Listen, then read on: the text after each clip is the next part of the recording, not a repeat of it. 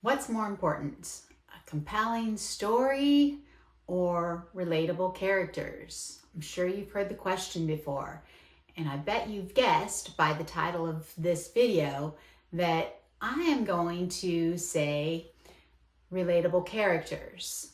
And today I'm going to talk to you about 3 easy steps you can take, well, maybe not so easy, to create characters that your readers want to know about.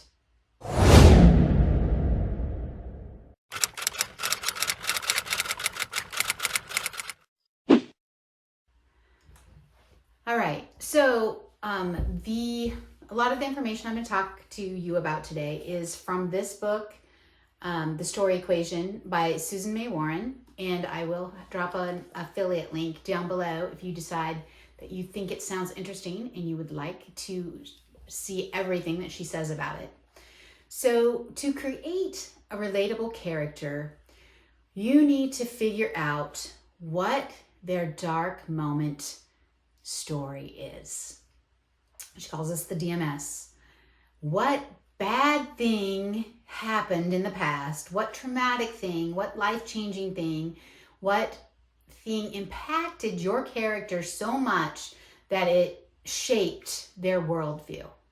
Okay, so it could be a car accident that killed their parents or that caused their brother to become a paraplegic.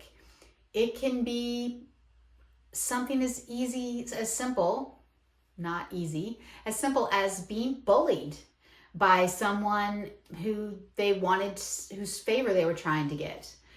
But they need a dark moment story. They need something that happened, and you need to know what it is. Usually I suggest that everyone write it out as if it's part of the story, because a lot of times you will tell it in part, your character will tell it in part to someone else in the story, so that readers will go, oh, I get why she's that way then.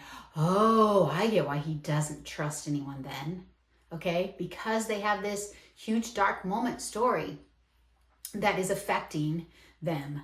Okay, the things, you get 2 important things that you need. So motivation and the payoff for growth will come from this dark moment story. So the dark moment story will show you what your character's greatest fear is and the lie they believe. Okay, so what do they fear? What are they afraid is going to happen? Usually it is that the dark moment story is going to happen again. The dark moment's going to happen again. If it's that they feel like they caused someone to be hurt, they're afraid they're going to cause someone to be hurt again. If it's that they were abandoned by their parents, then it's their fear that they're going to be abandoned by someone else they care about.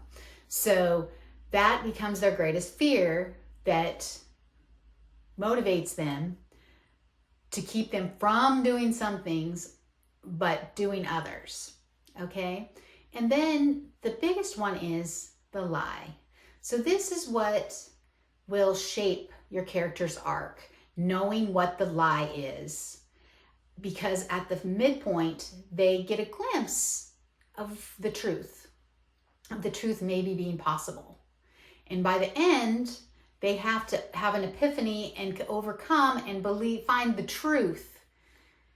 And then they can defeat whatever their obstacle is, whatever their big battle that they're facing off is. Because obviously if you're writing women's fiction, it's not going to be a battle between good versus evil. They're fighting a villain like it might be in an adventure or a fantasy story.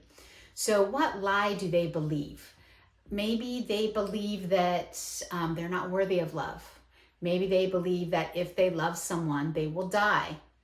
I just recently read a story like that. Well, I shouldn't love you because everyone I love dies. That was the lie she believed. It wasn't true. Okay, and that's the other thing, is that we all believe lies about ourselves, about the world, that have been shaped by our experiences. And then we find out the truth. And so that's what the whole journey for your character is about. overcoming the lie to believe the truth, to do something at the end of the story that they couldn't do at the beginning of the story, which is solve the story problem, whatever it is. Okay, and the third thing that I want to talk about is the external want versus the secret desire. So this is something that will also come from your dark moment story. So the secret desire they usually have is whatever they wished would have happened during the dark moment story instead of the dark thing that happened. So most of the time, that's their secret desire. That's their happily ever after. That's what would make them feel like life is perfect.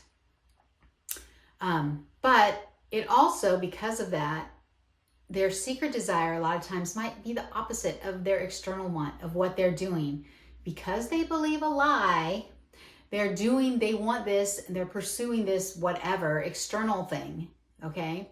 So I want you to notice the difference of those two things. So external want, I want to be the best lawyer ever because the murder of my parents was never caught. So I am going to be the best lawyer to make sure that never happens to anyone else. What happened to me? And you go, oh, well, that's great. See, she cares about justice.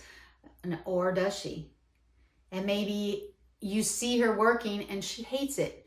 She hates dealing with all the criminal elements. She hates all that. What she really likes is when she can go home at night and paint her pictures that she had to give up after her parents were killed, and she lived with her aunt and uncle because they had lots of chores for her to do and they didn't have money to dump into art classes, which she had taken before. Okay, maybe that's it. Maybe her secret desire is to be able to let go of that guilt that she experiences, that need for revenge or justice, and just paint the beautiful pictures that come into her mind because she feels so close to her parents when she does, because it's something her mom always did with her. I don't know, but see how they're kind of related. And the external is what drives the story forward on the outside. That external desire, that is what she's showing everyone she wants. Whereas the secret desire is motivated by that internal, the fear, the lie. And the whole story is to get her to the point where she gets what her secret desire is, or is closer to getting it. Okay, so a lot of times they have a huge, big secret desire that they don't quite get it fulfilled at the end, but the reader gets a glimpse that they are going to, that's where they're headed. And that's what makes it a satisfying story. So a character who has no flaws, who has no problems, who always reacts perfectly in every situation is boring and not relatable. That's no one likes a person like that. If you know a person like that in real life, that's not really how they are. Because all of us mess up. All of us are flawed. All of us make mistakes. And the characters that your readers are going to relate to are the ones who have flaws and fears and believe lies that relate to, that they could believe. They could buy into that. They can understand how that would happen, how that would affect them, how that would make them make choices. So if you want to create relatable characters, then I suggest figuring out some dark thing that happened in their past, some bad thing that affected them in some way. And it doesn't have to be major. It doesn't have to be someone died. Like I said, it can be as simple as repeated bullying from someone that told them something and they now believe that they are stupid because they were told this by the bully or their parents or whatever. Okay, but you're going to narrow it down to a single instance, even if something happened reported over and over. And a lot of times you might want it to seem to happen again in the early part of the story. So it reinforces the lie that they believe. So they go, oh, see, I knew that was true.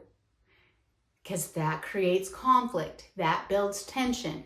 That means it's not going to be so easy for them to change, for them to realize the truth and reach the end of the story, because you don't want it to be easy, because that is also, again, not a believable or relatable story, because that's not how it works in good, gripping fiction.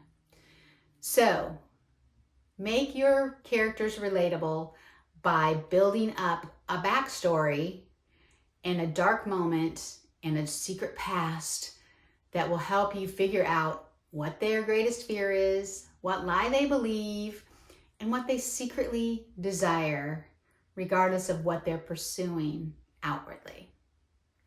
If you have questions about this, I would love to hear them. Don't forget, you can join Write Your Book Nook down below. That's a great place to ask me questions. I always welcome questions from any member of that group. So go ahead and click over there and tell me what questions you have about creating relatable characters that will keep your reader reading.